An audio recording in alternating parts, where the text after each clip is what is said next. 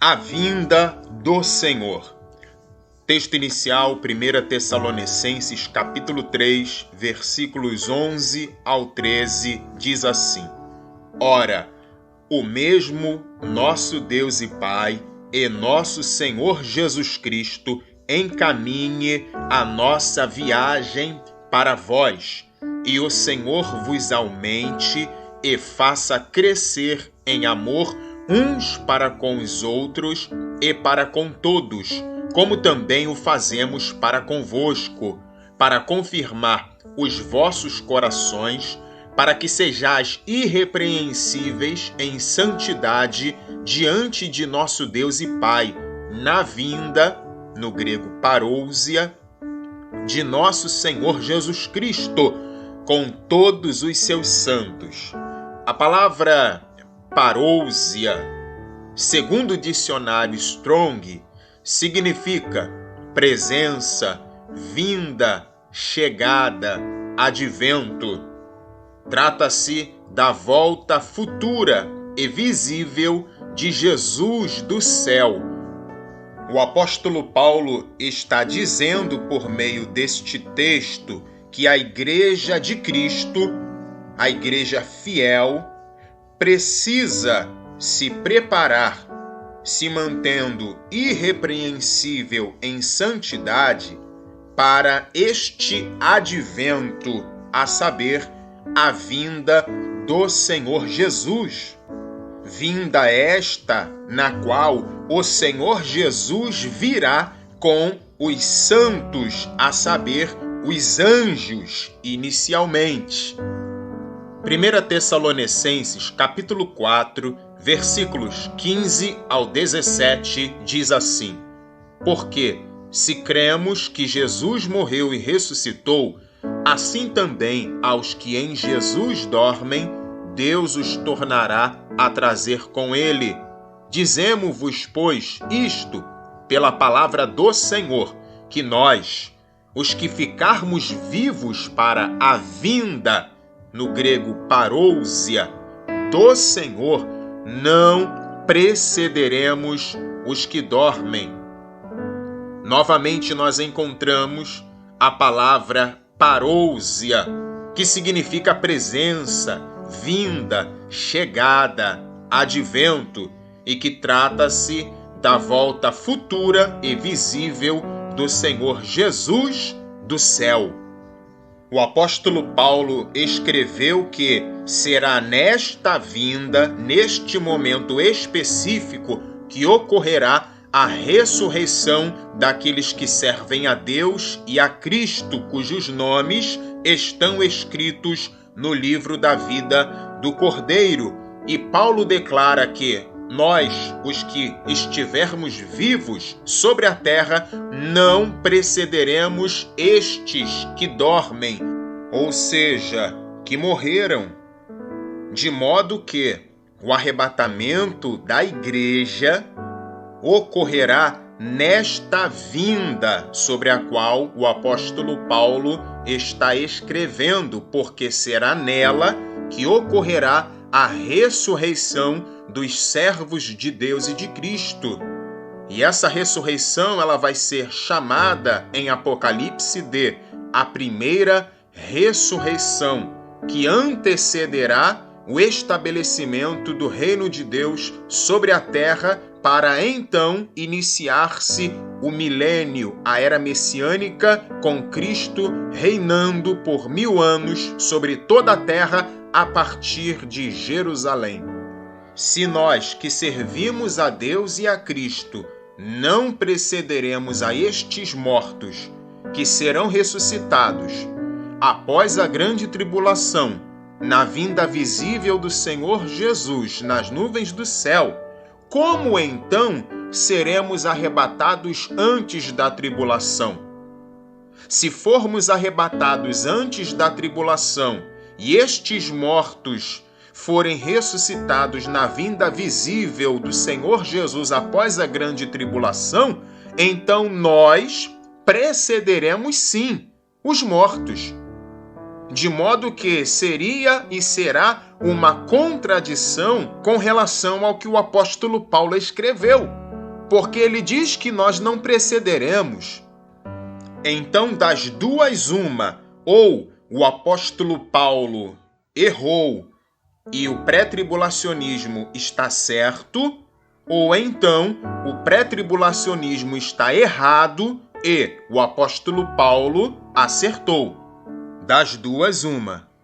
2 Tessalonicenses, capítulo 2, versículos 7 e 8 diz assim: porque já o mistério da injustiça opera, somente há um que agora o retém até que do meio seja tirado. E então será revelado o iníquo, a quem o Senhor desfará pelo espírito de sua boca e aniquilará pelo esplendor da sua vinda.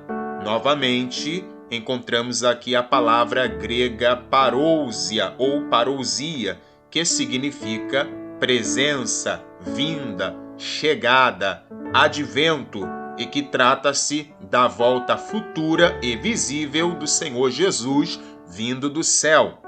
De acordo com o apóstolo Paulo, antes desta vinda acontecer, necessário é que ocorra a manifestação do anticristo. Porém, o anticristo ele só vai se manifestar na ocasião própria. Ou seja, primeiro ele vai se levantar juntamente com 10 reis que configurarão o 7º reino que ainda está por se levantar sobre a terra.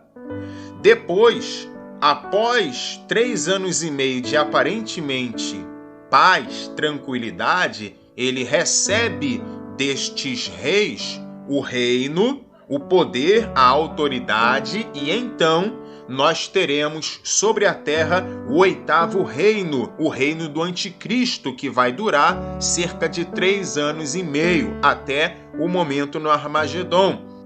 De modo que, inicialmente, o anticristo ele se levanta no meio dos 10 reis, junto com os mesmos. E inicialmente ele vai ser um chifre pequeno, uma ponta pequena. Porém, em determinado momento ocorre um deslocamento. Ele sai do meio dos 10 chifres, no meio do qual ou dos quais ele se levantou, e vai para o centro, ou seja, ele assume o posto, ele assume a liderança. Ele então revela as suas reais intenções, a sua verdadeira identidade, e aí se terá início ao tempo da grande tribulação. E será após esta revelação, no tempo determinado, que o Senhor Jesus virá. E quando isto acontecer, quando esta vinda ou parousia ocorrer, uma das coisas que vai acontecer será a destruição do homem do pecado pelo sopro da boca do Senhor Jesus, sendo aniquilado pelo esplendor da sua vinda, da sua parousia ou parousia, que significa vinda, chegada, advento, presença, e que trata-se da volta futura e visível do Senhor Jesus nas nuvens do céu. Primeira carta de Paulo aos Coríntios, capítulo 1, versículos 7 e 8 diz assim: de maneira que nenhum dom vos falta, esperando a manifestação, no grego apocalipsis, de nosso Senhor Jesus Cristo, o qual vos confirmará também até ao fim, para serdes irrepreensíveis no dia de nosso Senhor Jesus Cristo.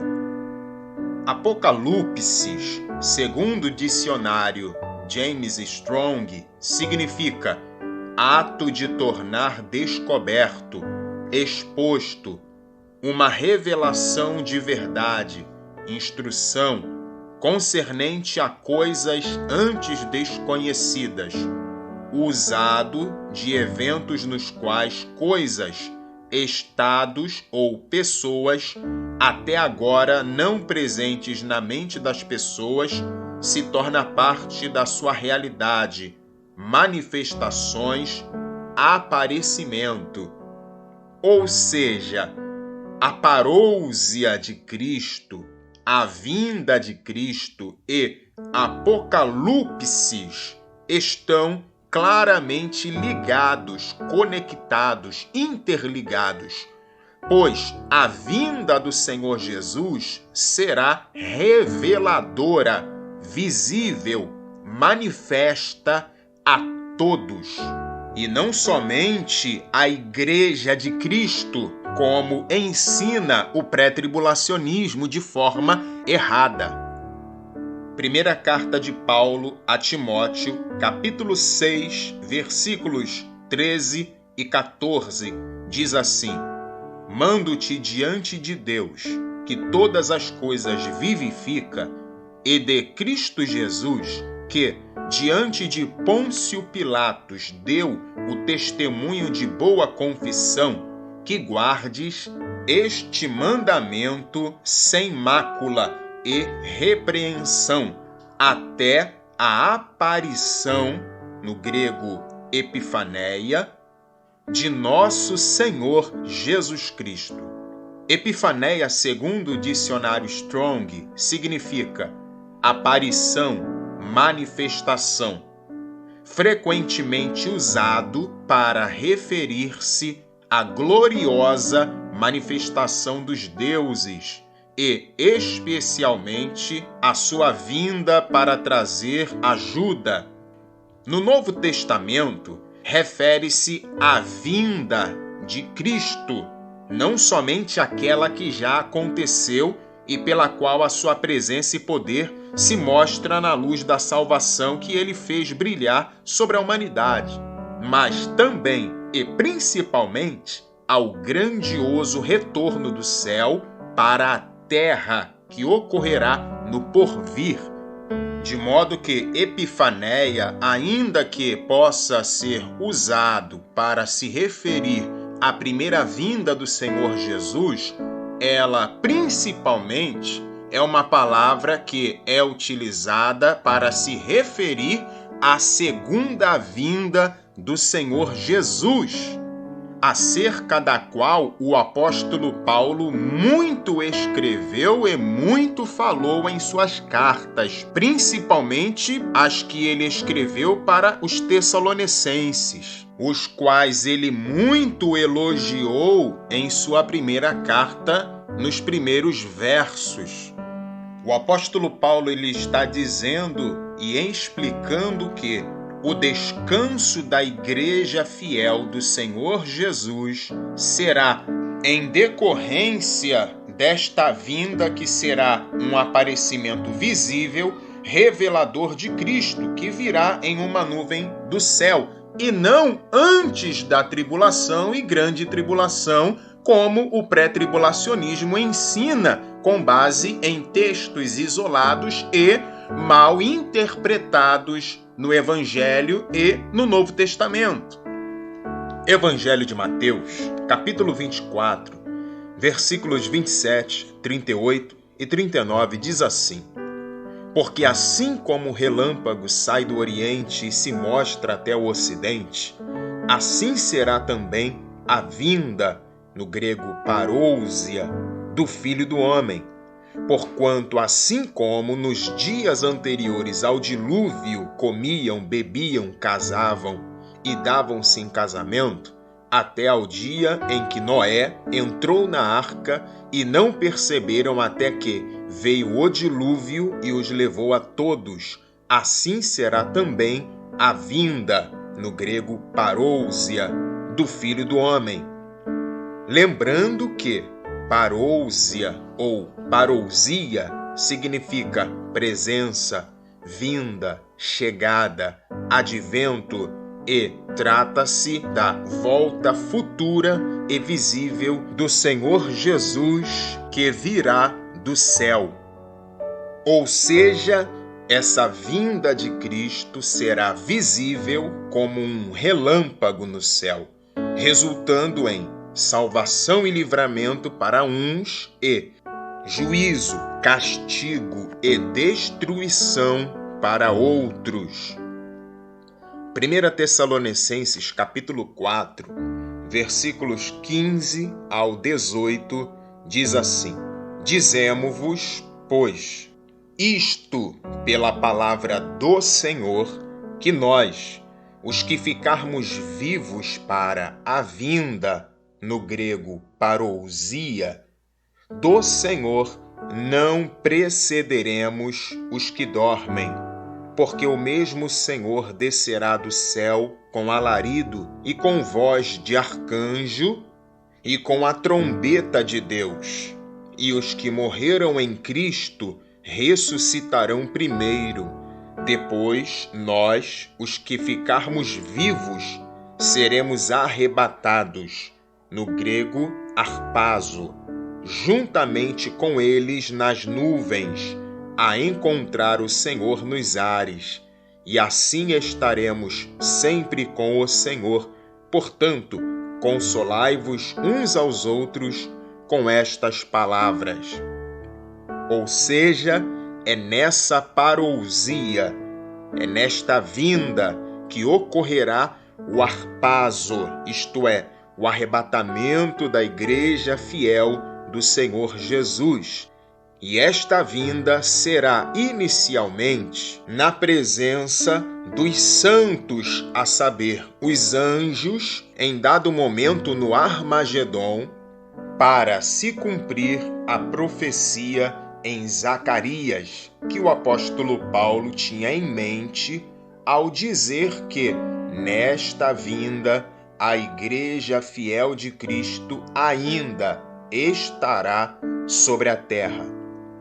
1 Tessalonicenses, capítulo 3, versículos 11 ao 13, diz assim: Ora, o mesmo nosso Deus e Pai e nosso Senhor Jesus Cristo encaminhe a nossa viagem para vós, e o Senhor vos aumente e faça crescer em amor uns para com os outros e para com todos, como também o fazemos para convosco, para confirmar os vossos corações, para que sejais irrepreensíveis em santidade diante de nosso Deus e Pai, na vinda, no grego parousia, de nosso Senhor Jesus Cristo, com todos os seus santos.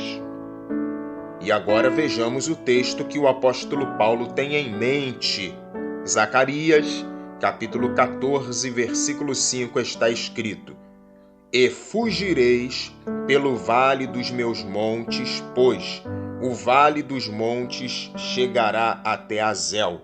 E fugireis assim como fugistes de diante do terremoto nos dias de Uzias, rei de Judá. Então virá o Senhor meu Deus e todos os santos contigo. E o Senhor Jesus tinha esse texto também em mente quando declarou a seguinte coisa. Evangelho escrito por Mateus, capítulo de número 16, versículo 27, diz assim: Mas o Filho do Homem virá na glória de seu Pai com os seus anjos, e então recompensará a cada um de acordo com as suas obras. Evangelho de Mateus, capítulo 25, versículo 31, diz assim: E quando o Filho do Homem vier em sua glória, e todos os santos anjos com ele, então se assentará no trono da sua glória. Uma das coisas que ocorrerá quando esta vinda ocorrer será o ajuntamento dos eleitos, dos escolhidos, ou seja, da igreja.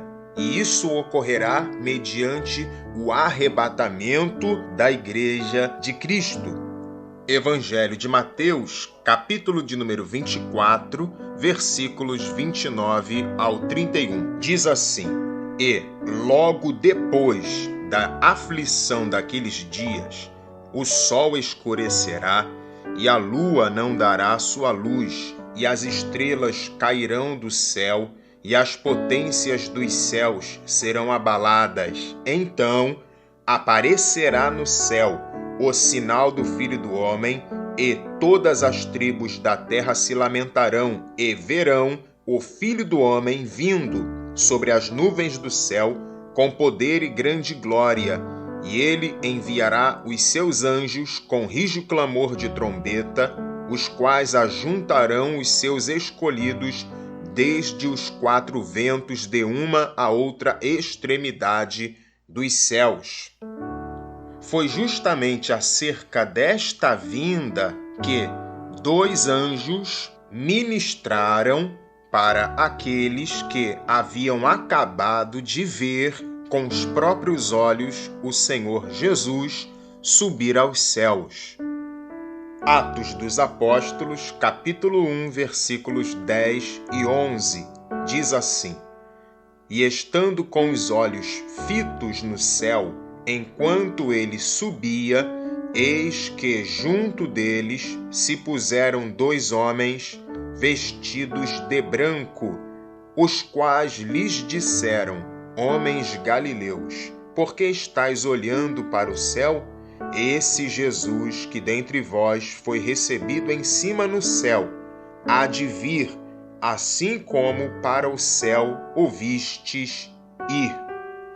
Conclusão: a segunda vinda do Senhor Jesus será uma só, e não será antes da tribulação e grande tribulação.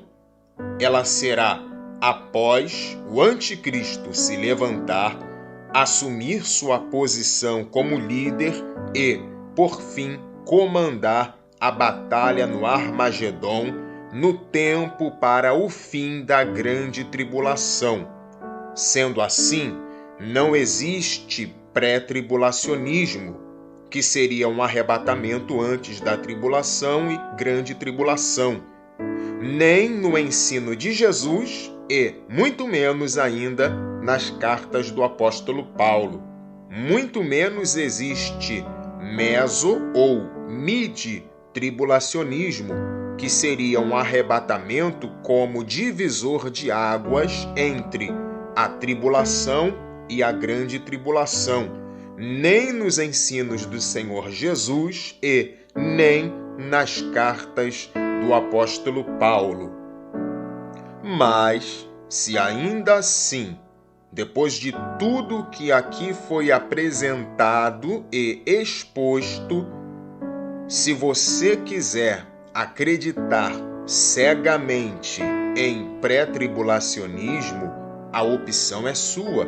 Porém, isso não mudará o fato de que a Igreja fiel do Senhor Jesus estará na terra na grande tribulação, se ataviando com o ninho fino para as bodas do Cordeiro, por meio da justiça dos santos, devendo esta se manter irrepreensível em santidade diante de Deus, para então se encontrar com Cristo em sua vinda em um dia e uma hora que não sabemos qual será e para a qual precisamos estar preparados.